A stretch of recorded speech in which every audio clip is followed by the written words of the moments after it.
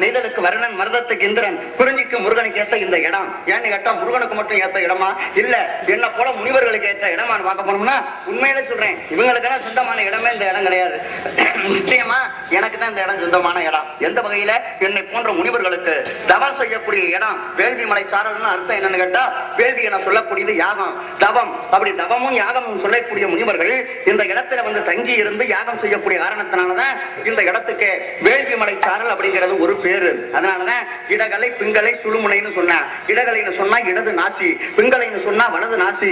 இடது நாசியும் வலது நாசியும் சுழுமுனையில நிறுத்தி இந்த மூச்சை மேல் நோக்கி இழுத்தோம்னா அதுக்கு பேரு சேரகம்னு பேரு. இந்த மூச்சை கீழ் நோக்கி விட்டோம்னா அதுக்கு பேரு பூரகம்னு பேரு. இந்த மூச்சை சமநிலையில நிறுத்தினோம்னா அதுக்கு பேரு கும்பம்னு பேரு. இந்த மூச்சை இழுத்து வாங்கினோம்னா அதுக்கு பேரு அஜாபான்னு பேரு. இப்படி பார்க்க போனோம்னா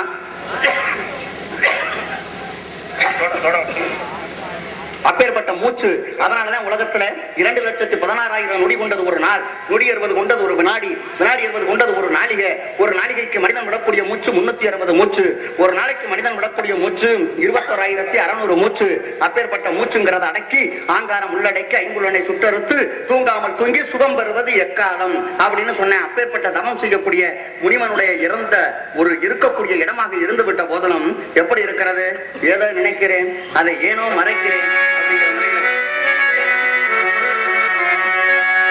ஏதோ நினைக்கிறேன், அதை ஏனோ மறைக்கிறேன். திரையிசை பாடல்தான் எல்லாமே கேட்டுக்கிட்டு அது அப்படியே வந்து பாடுனா அது ஏதாவது மரியாதை இருக்கானே. எப்படி பாடுறது? ஏதோ நாரதர் எதை நினைச்சாரு எதை மறைச்சாரு என்ன குடும்பத்தில் அப்படின்னு பாடலாமா? பாடக்கூடாது இல்லையா? அதனால அந்த இடத்தை வர்ணிக்கிற மாதிரி நம்மளுடைய அறிவுக்கு அந்த பாடல் மெட்ட வச்சு அதுக்கு தகுந்த மாதிரி பாடணும் அப்படின்னு சொன்னா இது வனத்திலே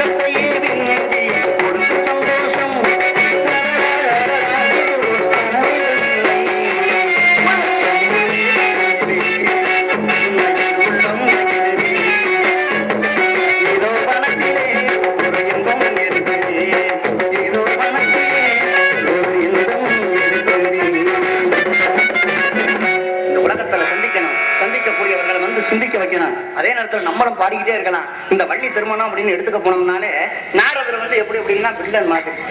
நாரதர் வந்து ஆஹா ஏதோ நடக்க போகுதுன்னு எல்லாருமே எந்திரிச்சு உட்காரக்கூடிய காலம். ஏன்னு கேட்டா ஆரம்பத்துல இருந்து வெறும் பாட்டா வந்துகிட்டு இருந்தாலும் கூட இந்த வசனங்கிறது ஆரம்பிக்கிறது அதுக்கப்புறம் தானே. அதனால பார்க்க போனோம் நம்மளும் பாட்டுக்கிட்டே இருக்க வேண்டாம். அதனால பார்க்கக்கூடிய நேரத்துல இந்த இடத்துல யார் இருக்கிறார்கள், என்ன செய்து கொண்டிருக்கிறார்கள் என்பதை சற்று உற்று பற்றத்து நோக்கி நமது காரியத்தை தொடங்கலாமா? அருமையான கானம், பெருமையான கானம். இந்த மாதிரி கானத்தை நம்ம பகுதியிலே காணும். ஆஹா இது என்ன கானம் தானா? இவர்கள் எல்லாம் என்ன மனித ஜென்மங்கள் தானா? இருக்க முடியாது. ஏன்னு கேட்டா மனிதர்களுக்கே கிடைக்காத ஒரு கானம் குரல்.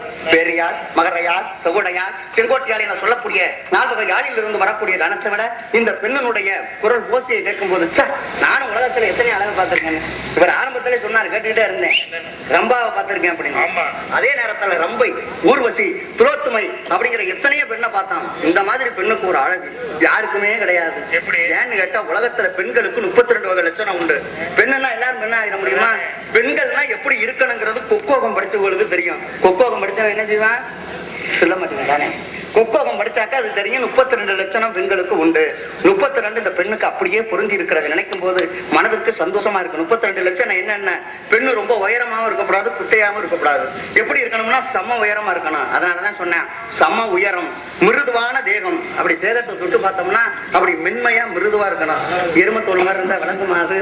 அதனாலதான் சம உயரம், மிருது தேகம், கருத்த மயிர், வட்ட முகம், பெருத்த கண், நேர் நாசி, சிறுத்த வாய், சிவந்த உதடு, நிலவு போன்ற தந்த பத்தி அப்படின்னா பல்லு, சங்கு போன்ற கழுத்து, நெடுந்தோல், இந்த கைகள் நீளமா இருக்கணும், நெடுந்தோல், அங்குசம், சங்கம், துவசம், பதுமாதி, சுகரேகை, ஒத்த பயோதரம், சம வயிறா இருக்கணும், சிறுத்த இடை, உடுக்கை போன்று இடைம்பாக சிறுத்த இடை, விருத்த சகுனம். சகுனம்னா குண்டின்னு நான் சொல்லலாம், நீங்க செய்கையில காமிச்சிட்டேன். விருத்த சகுனம், நுண் சுடை, ஆத்திரங்கள் ஓதுகின்ற சட்டநாத பட்டர் என்ன பட்டறைக்கு தானே இன்னைக்கு மரியாதையே இருக்கு. அதனால விருத்த சகுனம், நுண் சுடை, அழகு கணைக்கால், மிருதுவான பாதம், உலோமர் அமீதமான தேகம், அற்புத்த இடை, விருத்த சகுனம். சகுனம்னா குண்டின்னு நான் சொல்லலாம், நீங்க செய்கையில காமிச்சிட்டேன். விருத்த சகுனம், நுண் சுடை, ஆத்திரங்கள் ஓதுகின்ற சட்டநாத பட்டர் என்ன பட்டறைக்கு தானே இன்னைக்கு மரியாதையே இருக்கு. அதனால விருத்த சகுனம், நுண் சுடை, அழகு கணைக்கால், மிருதுவான பாதம், உலோமர் அமீதமான தேகம், அற்ப நித்திரை, விரைந்த பணிவிடை, கடுஞ்சொல் இல்லாமல், கலகம் அறியாமல், இனிய குரலாக இருக்கக்கூடியது 32 லட்சணமா இந்த பெண்ணுக்கு எங்க அப்பா ஆஹா எங்கேயுமே வஞ்சகம் பண்ணலங்க, நல்லா படைச்சிருக்காரு. பள்ளிதான் நல்லா இருக்குன்னா பக்கத்துல ஒரு கிள்ளீஸ் ஆரம்பத்திலே கவனிச்சிருக்கணும், கவனிக்கல. ஏன்னா கருப்பு தான் நல்லா இருக்குன்னா கூட வர கொழுத்த அடையும் நல்லா தானே.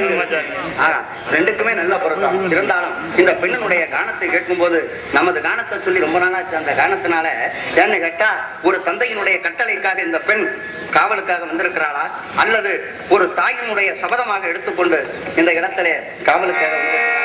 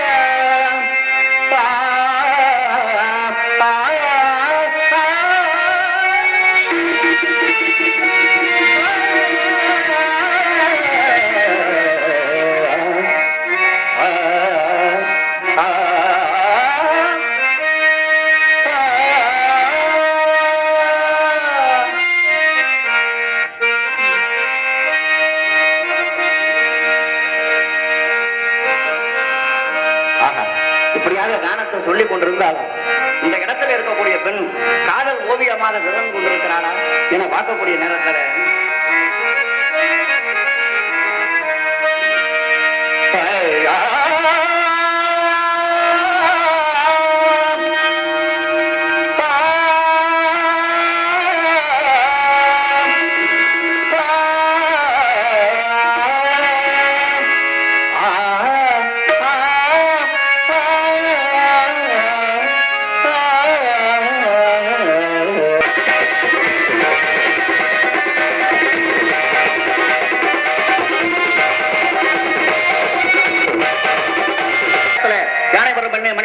முன்னே என்பதற்கெனங்க முன்பொரு சமயம் அமிர்தவள்ளி சுந்தரவள்ளி என்று 2 பெண்களுக்கு கொடுத்த வைக்கும்படி அமிர்தவள்ளியாகிய தெய்வானையும் முருகன் மணந்து கொண்டார். ஆனால் சுந்தரவள்ளி ரொம்ப சுதந்திர வள்ளியாக இருக்கக்கூடிய காரணத்தினாலே சீக்கிரமாக சென்று நாமே அடைக்கணும்.